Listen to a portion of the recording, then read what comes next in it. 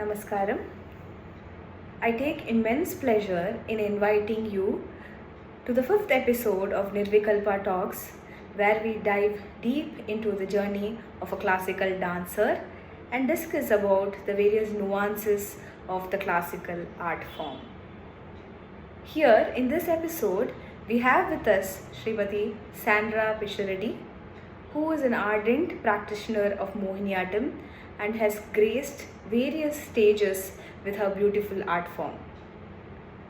We had talked about various aspects of practicing this beautiful art form of Mohiniyattam and the various uses of Netra Abhinaya and the bodily aspects associated with this wonderful art form. Sandra is a Mohiniyattam practitioner trained under the Mohiniyattam exponent and scholar Guru Nirvikalpa. She started learning Mohiniyattam at the age of 5 and did her Arangetram in the year 2008. She has completed 20 years of intense training in Gurukula Sampradaya and has been awarded the Natya Shri, the highest certificate from Natana Kairali. She had the privilege to perform at various prestigious stages in India and abroad as a solo performer. She has been under the guidance of Guru Benuji, especially learning Netra Abhinaya and Navarasas. She has also been training under the well-known Mohiniyattam and Kudiyattam artist Srimati Kapila Venu. Some of her achievements and awards are the CCRT Scholarship in the year 2007, the Kalavahini Junior Fellowship in the year 2017, Ministry of Culture Scholarship for Young Artists in the year 2018, Nalanda Nritya Nripna Award in the year 2019, a Natya Shri title in the year 2019. She is a A-graded artist of Doordarshan. I personally found this conversation very intriguing and mindful. Namaskaram. It is with great pleasure I invite you all to the fifth episode of Nirvikalpa Talks. We are exploring a new art form that we have not discussed before, the beautiful classical dance of Kerala, Mohiniyattam. I am very glad to welcome Srimati Sandra Pisharody to join us with her artistry and to explore details about this beautiful art form and the subtle changes and struggles associated with it. Namaskaram, Sandra. Namaskaram. How are you? I'm good. Hope you're fine. Yes. So we will start from where it all began. So where did you have your initial training and how was it? Can you detail about how it was? Yes. So from the age of 5 or 5.5, I started learning Mohiniyattam. So actually, I started with Mohiniyattam itself, and I learned from Guru Srimati Nirmala Panikar. She is a well-known guru, practitioner, research like scholar, not scholar, a researcher in Mohiniyattam. So, and I've been fortunate to learn Mohiniyattam under Nirmala teacher, like in a kind of a gurukula system. So, our classes were like it continues for hours, and we have like separate Netra Abhinaya classes, Navarasas, like that. So, my teacher, she follows a kind of gurukula system of practice. So that's how I started Mohiniyattam learning. And actually, I've spent like more than 20 years learning just this art form. I haven't learned any other art forms other than Mohiniyattam. Very nice. So maybe can you detail about what a Gurukula system is for our viewers? It's little different from today's classroom learning.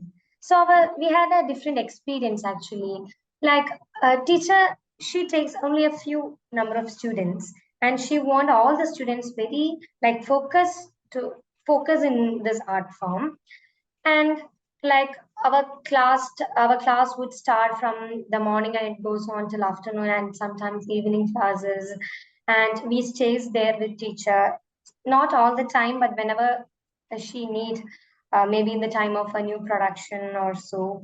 And sometimes she take like detailed classes like learning lecture notes, everything like that.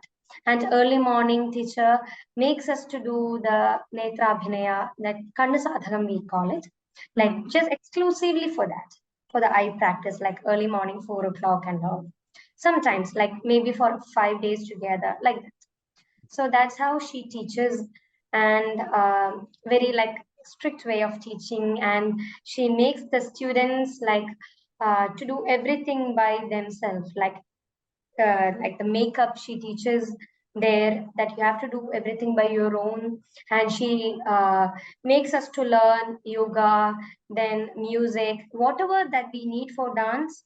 She always insists that you should learn all these because it is very essential for dance. So, and at the same time, my guru says, when you're learning an art form, you have to spend like some years exclusively for that. You should not learn like every, like Bharatanatyam or Kuchipudi and Mohiniyattam all together.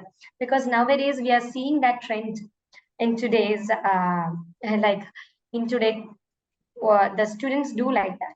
So that's wrong, she says. So that's So, how she teaches. yeah. So, being there in Kerala, I think that is more common, right? So, one student will be learning all the art forms, and Yes. I really don't know that they'll have to like spend time with one particular art form to like imbibe the essence of it. And interestingly, that you had brought up that you would learn from morning, like early morning till afternoon, as opposed to the classes of 1 hour that we are doing today in this Yes, fast. yes, yes. That's the difference actually. And actually, it helped us a lot. Then it was like it was very strenuous for us that we are spending so much time there. But actually, after that, we are like realizing it helps a lot. Like Mm. learning for us, it's like it's she teaches like not just dance. We have to learn so many things from the classroom, no? From our guru. So Mm. that's actually very different. But nowadays we are not getting that chance to teach like that too, because we won't get So students to learn in that way. we spend time. Yeah, we don't have that much time. Mm. Yeah. So, how do you perceive dance? Why do you dance? Why do you dance means I just love dancing. That's why. Uh, so after learning for a few years, so I then only I realized I really love dancing.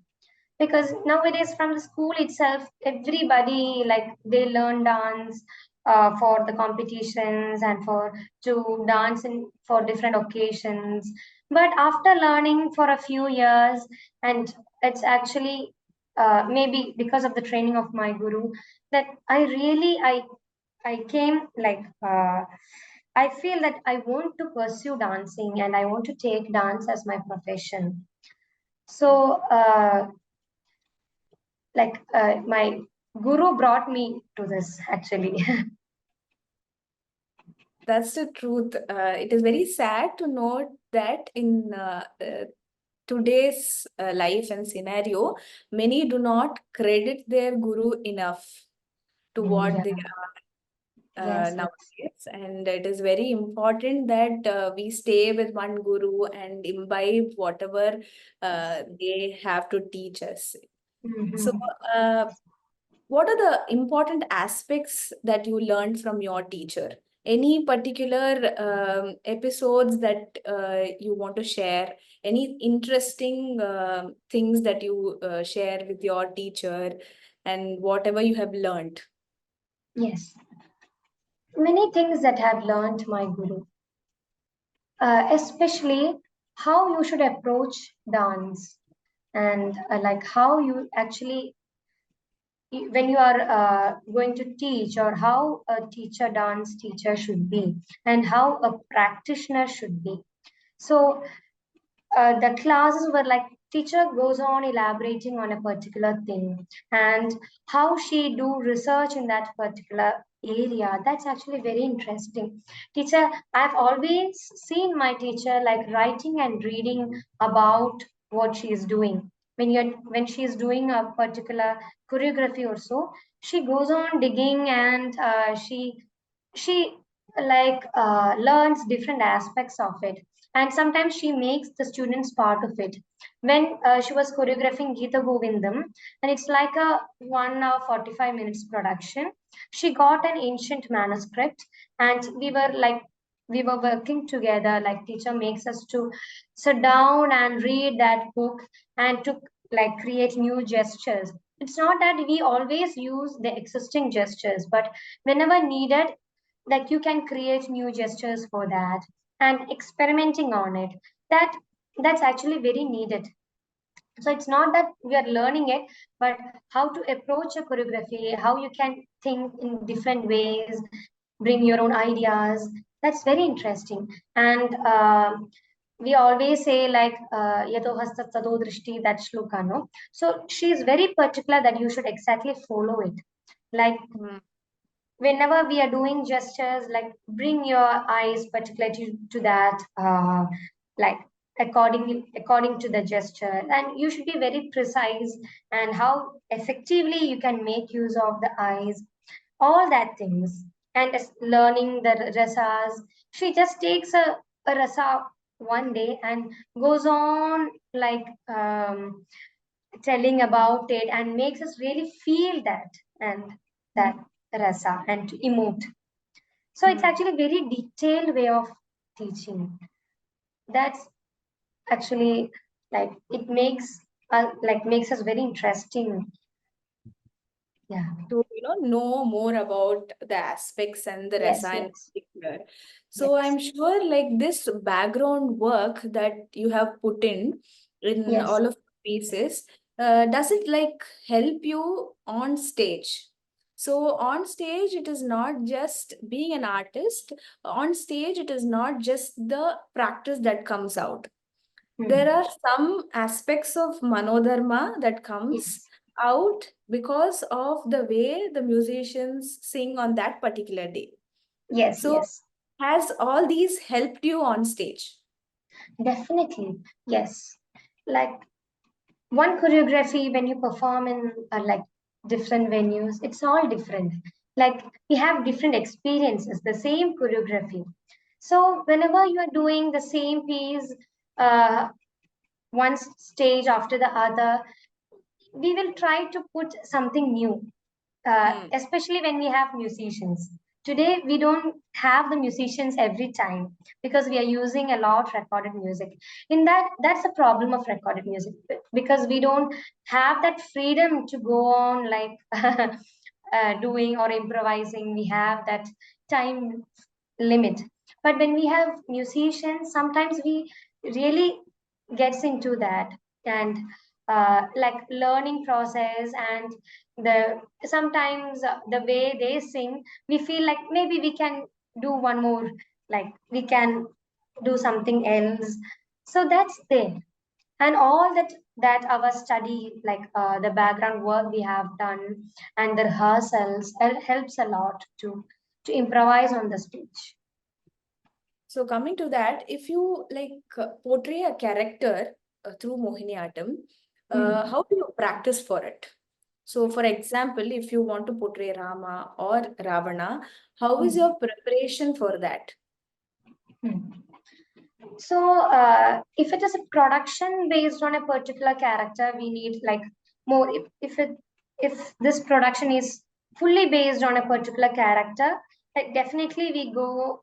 We have to learn everything about that character. But we need some like knowledge about this character. Even we are doing a varnam, if it is based on Krishna, like we have to know about that character and what actually we are portraying that particularly in that scene. So that's actually we want. So when you're portraying like Rama, the story is very big and you have many episodes coming in your mind. But what especially we want there, that that we have to prepare that particular portion. So that's how usually we do when you take an episode or a portion. You just like thinking about that scene and you prepare for that. So, talking about different characters, now I think more importance is being given to uh, the character's appearance on stage. The Hmm. way the costume is designed, Hmm. or the way the lights and different LED screens that are being used. Do you particularly feel all these aspects will enhance a dance performer, or only the dancer is enough?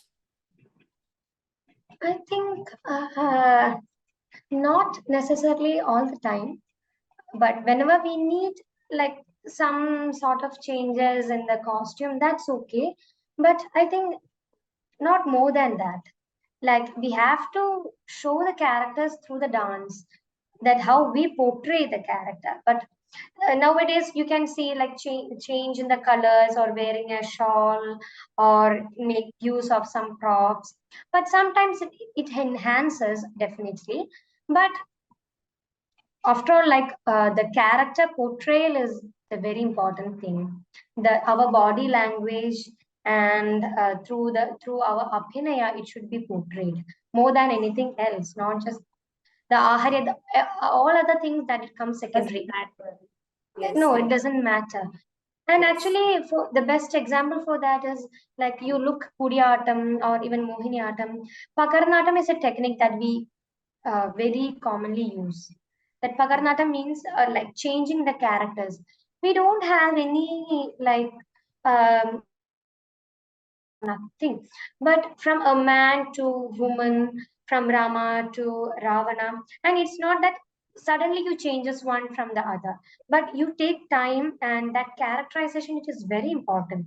That you can like you can show through your body language and through the abhinaya, all that like what we have. Hmm.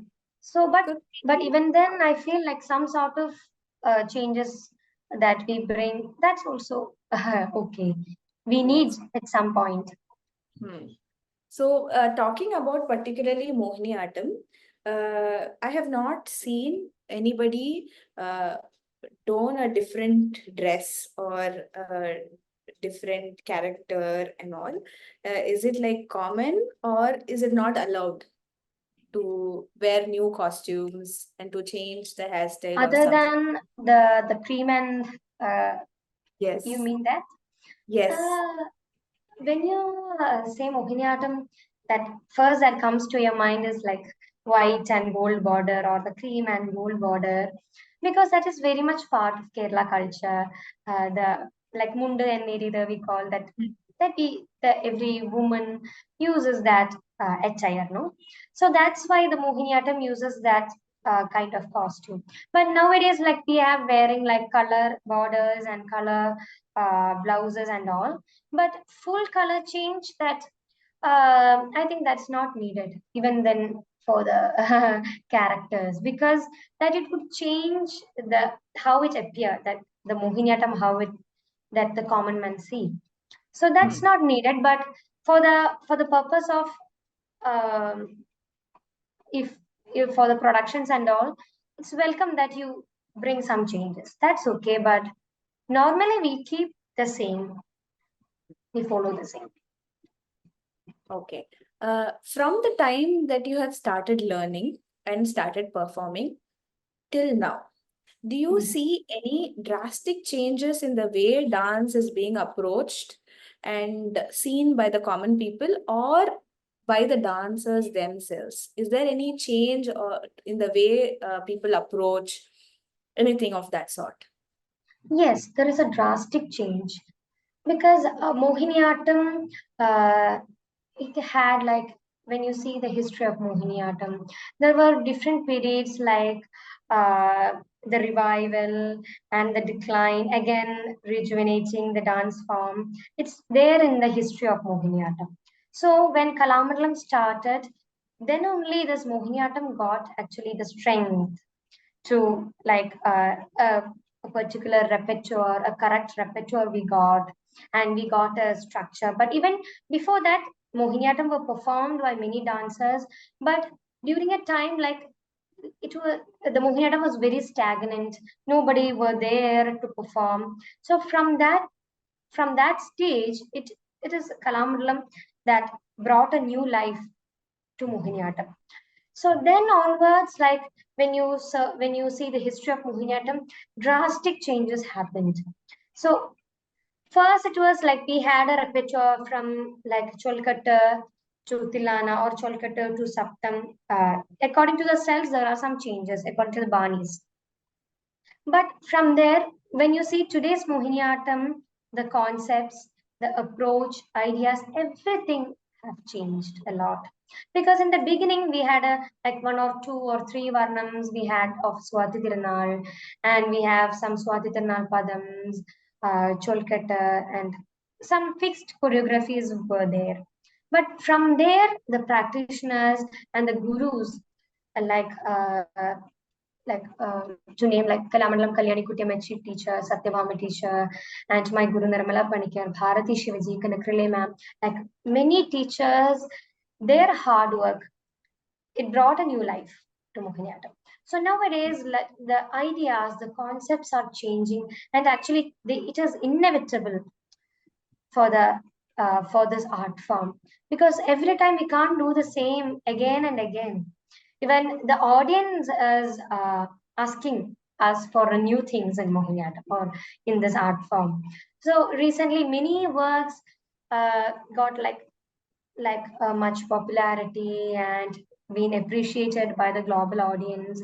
One I would like to mention is like the crossover of Methil Devika teacher, that it was a very interesting work that she incorporated the sign language of the hearing impaired to Mohiniyattam. So, like we are trying to bring Mohiniyattam to into the society and to more people, and you are bringing new ideas. So that's actually needed and very much appreciated. So this sort of changes are happening. So, talking about changes, Hmm. do you feel we'll have to keep some things in mind, some boundaries in mind before we jump on to a new change or a new aspect that we are willing to explore? Yes, actually this changes no only after a period like we can like try doing all these things after particular years of training, and then you stand your own and you experiment many things. Only after we like having some expertise, then only you can try these things. Otherwise what happens is everything gets loosened, and as you said, we won't be having the boundaries. So first we have to thoroughly learn that art form, and anyhow we have to keep the tradition intact. We can't change that repertoire is there, and you won't be like able to do all these things in every stages. Only like in the few production we can do all these things. But even in such works, we have to keep all these things in mind. You can't go like whatever you do, we can't call it Mohiniyattam. So whatever things that you experiment, you can call it like that. So that structure, that framework should be there. Within that framework, you have to like improvise, or you have to bring new things.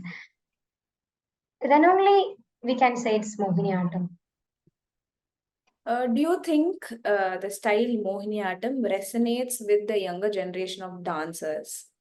Do you think Mohiniyattam is being given the proper importance the other dance forms are given on a national scale?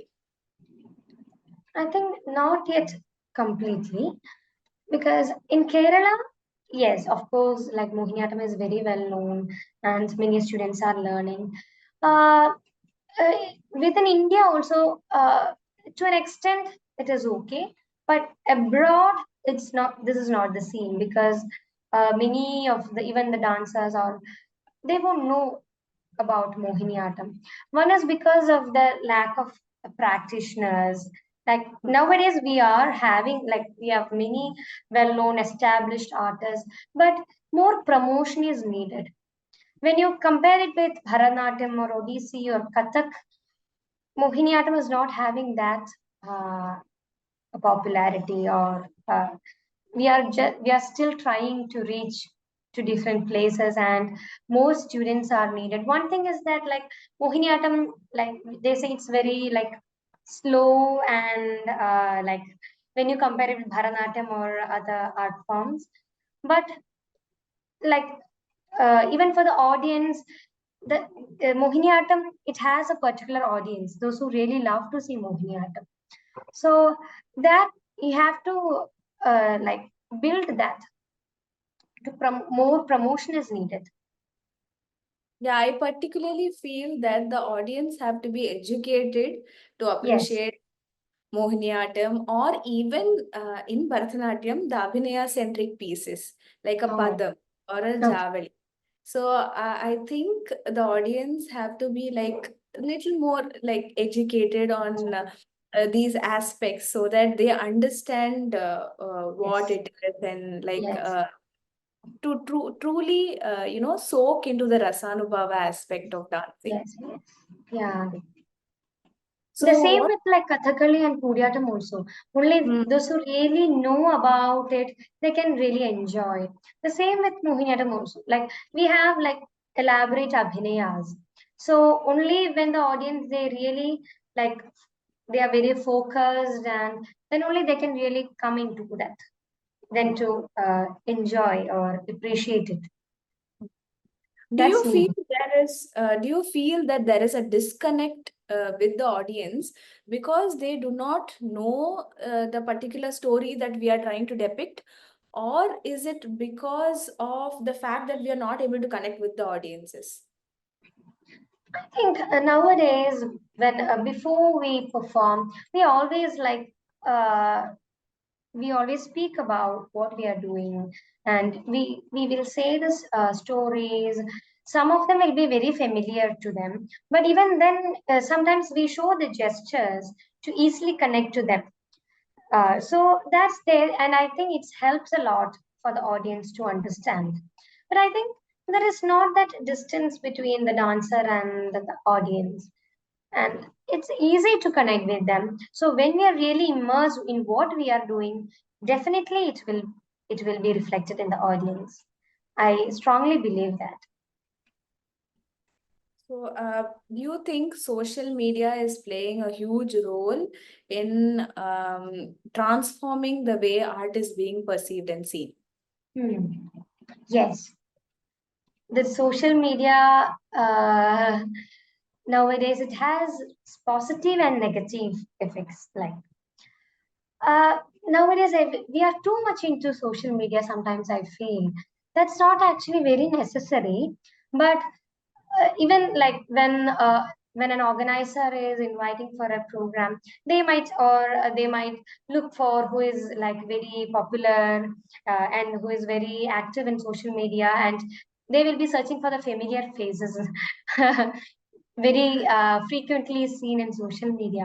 So actually that's not a good tendency, I feel, because it's very recent, and it's become a mandatory that you have to be very active, but I think it's not needed.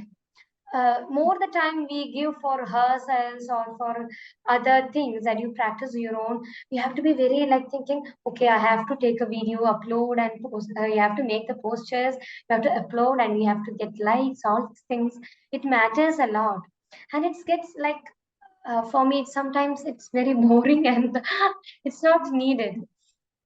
But Sometimes that it is, gets to us, right? So, there has to be a mandatory followers of so and so for me to get an opportunity here, there, yeah, for organizers to notice me. That's all too yes. much for a dancer. Yes, that's too much for a dancer. But somehow we are forced to do a little bit. I'm also doing it because of this, because we have to do something. That's why.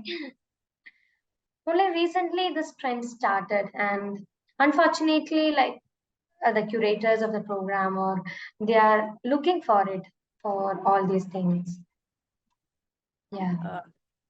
So, talking about different organizations and different platforms for dancers, what are all the means do you think a classical dancer can earn? Because I feel there is a huge gap in the way the classical dancer earns to that of someone who is associated with the classical dancer. For example, a singer or a musician, or in an auditorium setup, the light person or the audio person or the videographer. How do you think we can manage these? It's very difficult to manage this actually. So it's a sad truth because um, for an upcoming artist, first of all, it is very difficult to find a good platform to perform and to uh, and like first finding a platform, it is very difficult. Even then, when we get a good space, you have to manage all these things by your own. Like you have to find the funds, and when you're doing orchestra, all these things, the dancer is doing everything. And even for some programs, yes, definitely we get good remuneration, but it's not every time. Sometimes we get, sometimes we won't at all.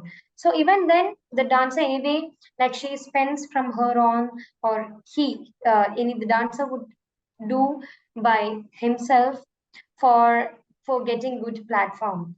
And the only way, the main way of earning is actually through teaching only, I feel, because maybe 80 to 90% we get earning only by teaching, because we are not paid for all performances, and we teach and we earn and we spend for our performances. That's how the dancers do. And it is, I think there should be a change in this system.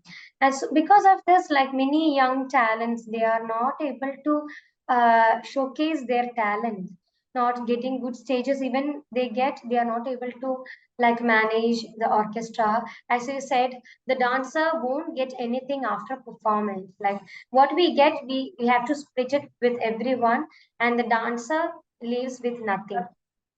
Yes, that's the scene. So there should be an understanding with actually with the orchestra and with the dancer and with the organizer. Hmm. There's some system should be there, but I think this is a high time that you find some solution for it. It is high time that we dancers make some noise about it and make the younger generation also understand it is not like okay to keep paying and performing. So Yeah. it invariably ends us in a circle where we are Yes, just lost. We'll never be yes, able to step out of it unless and otherwise everybody collectively decides to step out. yes, yes. That's very much needed. Yes. Yeah. So Otherwise, like the dancer, when you are a professional dancer, and after like yeah, there is a struggling period. So what to do? Like we are not earning, and we spend so many years for this art form, and what to do? Like what next? This is a big question, and whether sometimes we are forced to take up some other profession uh, to earn. That's all happens. Maybe you need to teach something else or do some job in order to make a living. So that's there. So being like just being a professional dancer, it's very difficult to manage everything together. I gather that you have trained under two or three different teachers. And how has your experience been with all three of them? Any different approaches that you have learned from them? So three teachers, I mean, like my guru is Srimati Nirmala Panikar, and Guru Venuji, uh, actually husband of Nirmala teacher. So I have learned from Venu sir the Navarasas especially. So Natanagarli is a home. So there is teacher and Venu sir and Srimati Kapila Venu, Kapilaka, the Kapil Chichi, daughter of my teacher. So in that way, I have learned from like Sir and Kapila Chichi. So, so I've learned especially Navarasas from Vanu Sir, and he is a wonderful teacher. Whenever we teaches a new choreography, do some production, or I always show that to Sir. So he helps us with the corrections, and to if there are any changes, he says that. So in that way, I have learned, and from Srimati Kapila Venu also I have learned Mohiniyattam, like some choreographies she has taught me in that way. But the approach is actually the same because we are from they are from the one family, and they are all having that very serious approach in teaching uh, the art form. Is there any aspect in Mohiniyattam where you separately practice your body, eyes, and your abhinayam? How do you give importance for all these three? Uh, so when you see Mohiniyattam, the structure of Mohiniyattam is that the movements comes everything in circles. Like we have all the flowing kind of movement. So the May Sadhagam or the body exercises are very important. So we learn that first. Because of this reason, like for a very small child, it's difficult to learn Mohiniyattam because that fluidity or that softness, that tender movements, that's very difficult to get. So you need more Mehi sadhagams. So we say churipas like vattatil, that circle movements and the half circle, then the like quarter, like we have all everything in circles, and like spring like movements, up and down movement. So it's very important that you learn the May Sadhaka. So in our daily routine, that first what we do is the same. So then only it's kind of a body conditioning that we practice, we gain through this May Sadhaka. So that's very important. And we do separately like the gestural abhinaya, the abhinaya through gestures. We follow Hasta Lakshana Deepika. That's the basic treatise that we follow. So that in that way we learn hastas with eyes, with expression. It's not that we learn the hastas like this, but how you can appropriately incorporate the eyes and the expressions that is needed for that hasta. So we will do that it separately. And when you are learning a piece, that that part, no, that sanchari or abhinaya, we sit and learn the situation, and you like goes on improvising it. So we learn everything separately, and we do it together. So it help the student a lot, I feel. It's not that we directly learn the sanchari like that. So first you have to understand the plot, then you work on it. That's how we do. That's how we approach a choreography. Hmm. So in Bharatanatyam, there are different adavas where the student is trained for almost 2 to 3 years so that they get a grip on the art form and thalam. So similarly, what is there in Mohiniyattam so that the students get aware of what they are doing and all the body aspects or movements that they are doing. Yes. The same way we practice in the same way because we have adavus in my guru's shaili or in the bani. We have like a set of adavus like 60, like around 60 adavus we have. So after the Mesadhagam only we will get into this adavu practice. So there you learn that round movements and all. Only finishing that exactly the same. Like we take like 2, 3, or 4 years to exactly learn the adavus, and you really have that grip on it. Then only this art form that will come to our body. We will have that muscle memory and all. That what we learn immediately after this adavu practice is a cholkata. Cholkata is that after this adavus, that cholkata is like a group of adavus according to the syllables, according to the Vaitaris, we choreograph these adavus in different patterns. So, like what you have in like Alaripa, we have the same like Cholkata. So, after learning Cholkata, we will be very like thorough with the adavus and the talam, korves, like that. So, if you can explain how your stage performances have been, like what have you felt while dancing? Any two, three incidences where you have felt just out of the body? Any experiences like that? Okay, so Mohiniyattam is like a solo art form. But now we have so many group choreographies and group productions coming. But basically, it's just a solo program. And my guru always says it's always like she makes us do the programs all solo.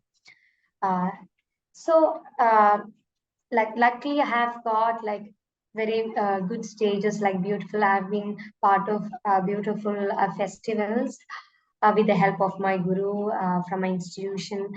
So every stage is different for like all the artists. Each stage is different. So and sometimes we will be able to really get into that performance, but some stage it's difficult. Like it may be because of different like many reasons would be there, but when you're really involved in your performance, like you are just like you won't be realizing what is happening there outside, and you just forget all these things and to just focus on dancing. That is actually, that sort of experience is a bliss. So it's not that every time that you get, I feel. And with, at some point, I don't know, it would be the help of the musicians. With sometimes we feel like really becoming that character, or the characters sorrow or their anger will become it becomes the dancers, because we really feel it. So like it transcends that, I don't know, we feel like elevated at Hmm. some point. And one my favorite, my teacher's choreography, like is this piece is called Mukuti. So Uh, nose, it's based on nose stud, and this piece actually very unique in the way my guru has done research in some early works of Mohiniyattam. The dance users were performed many years before. Only we have the literature with us, we don't have the evidence how they performed and all. So she worked on it, and she made a repertoire that is known as Deshi Mohiniyattam, or Deshi repertoire we have. So Mukuti is one among that Deshi repertoire. So she is like the dancer speaks about her lost string, and it is very much uh, related to our day-to-day life. Like Ingupu, Ingupu, Ingupu, she searches for a no stud, she is not getting, but it's like a gradual progress is there. From that worldly life, it gets to a peak, and she forgets all that in her what happens in her day-to-day life. She get more focused, and she like self-centric, that ego, everything that it comes, and like suddenly there is a transformations happening in the dancer because of that character.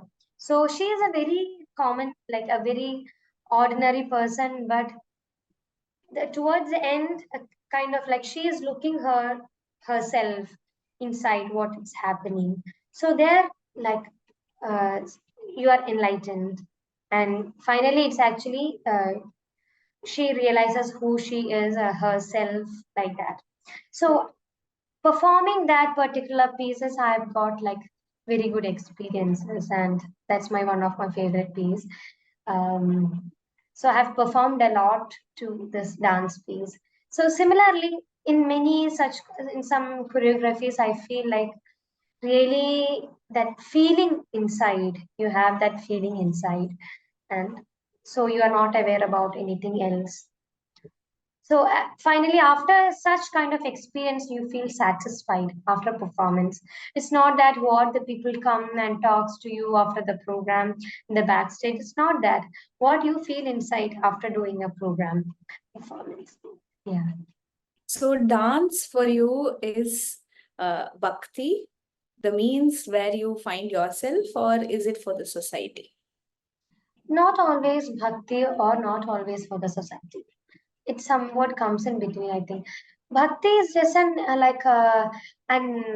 emotion that it's a very universal emotion that you can easily connect with everyone.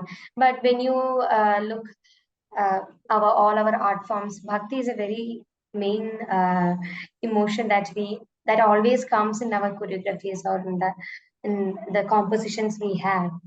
But it's not always this the bhakti that we try to portray. But and at the same time, it's not that we are always dancing for a social cause. No, it's not always for that. But sometimes, yes, it is there, but not always. Sometimes we are dancing for ourselves. And but according to the cultural sensibility of the people and because of some social issues, all that comes in our dancing, sometimes we feel this should be said through our medium, said through our art form. It should be discussed in our language, in our art form. Sometimes that it comes, but not always, and not always it's needed to. Sometimes we do.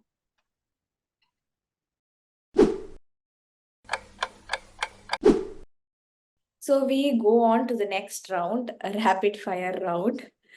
Rapid Okay? fire. Okay. Yeah. We'll start? Yes? Ready? Yes. Okay. So you prefer morning practice or evening practice? Morning practice. Temple performances or on-stage performances? On stage performances. A sollukattu or a thillana? Cholkattu. Okay. Do you always feel hungry before the performance or after the performance?